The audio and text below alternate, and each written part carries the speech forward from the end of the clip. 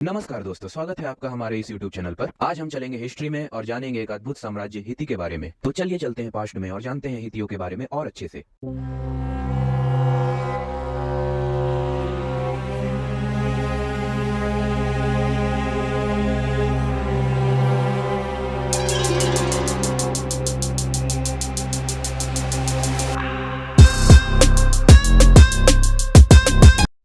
हितिया या फिर हाइटाइट्स एक अनातोलियन लोग थे जिन्होंने पहले कुसरा 1750 ईसा पूर्व से पहले या फिर कनेस या नेसा साम्राज्य लगभग 1750 से 1650 ईसा पूर्व में एक राज्य की स्थापना में महत्वपूर्ण भूमिका निभाई थी। और इसके बाद एक साम्राज्य उत्तर मध्य अनातोलिया लगभग 1650 ईसा पूर्व में हट्टूसा पर केंद्रित था। यह साम्राज्य 14वीं शताब्दी ईसा पूर्व के मध्य में सुपीलू लियुमा प्रथम के तहत अपने चरम पर पहुंच गया, जब इसमें एक ऐसा क्षेत्र शामिल था जिसमें अधिकांश अनातोलिया के साथ साथ उत्तरी लेवंत और ऊपरी मेसोपोटामिया के कुछ हिस्से भी शामिल थे।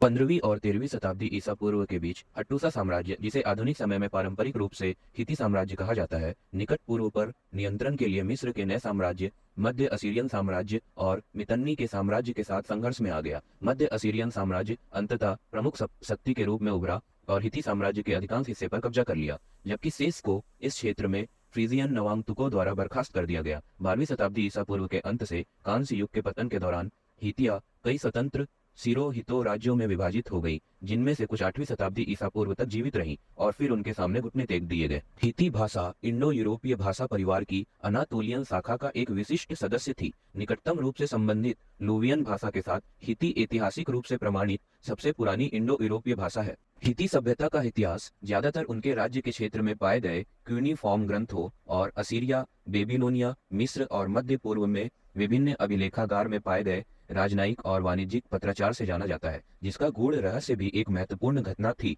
भारतीय यूरोपीय अध्ययन के इतिहास में। विद्वानों ने एक बार लौह गलाने के विकास का श्रेय कांस्य युग के अंत में अनातोलिया के हितियों को दिया था। उनकी सफलता को काफी हद तक उस समय लोहे के काम पर एकाधिकार के फायदों पर आधारित माना जाता था। हितियों ने गलाए हुए लोहे का नहीं बल्कि उल्का पिंडों का उपयोग किया। हिती सेना ने रथों का सफल प्रयोग किया। शास्त्रीय समय में जातीय हिती राजवंश वर्तमान सीरिया, लेबनान और लेवंत के क्षेत्रों के आसपास बिखरे हुए छोटे राज्यों में जीवित रहे। एकीकृत निरंतरता के अभाव में उनके वंशज बिखर गए और अंततः लेवंत, तुर्की और मेसोपोटामिया की आधुनिक आबादी में विलीन हो गए। 1920 के दशक के दौरान 1923 में तुर्की गणराज्य की स्थापना के साथ हितियों में रुचि बढ़ी।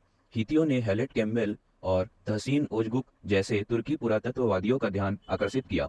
इस अवधि के दौरान हिटिटोलॉजी के नए क्षेत्र ने तुर्की संस्थानों के नामकरण को भी प्रभावित किया, जैसे कि राज्य के स्वामित्व वाला एटी बैंक, हिती बैंक और अंकारा में अनातोलियन सभ्यताओं के संग्रहालय की नींव, जो 200 किलोमीटर दूर है, एक हिती राजधानी हट्टूसा के पश्चिम में है और दुनिया में हिती कला और कलाकृतियों की सबसे व्यापक प्रदर्शनी भी है। इस तरीके की और रोचक जानकारियों को जानने के लिए हमारे चैनल को सब्सक्राइब करें।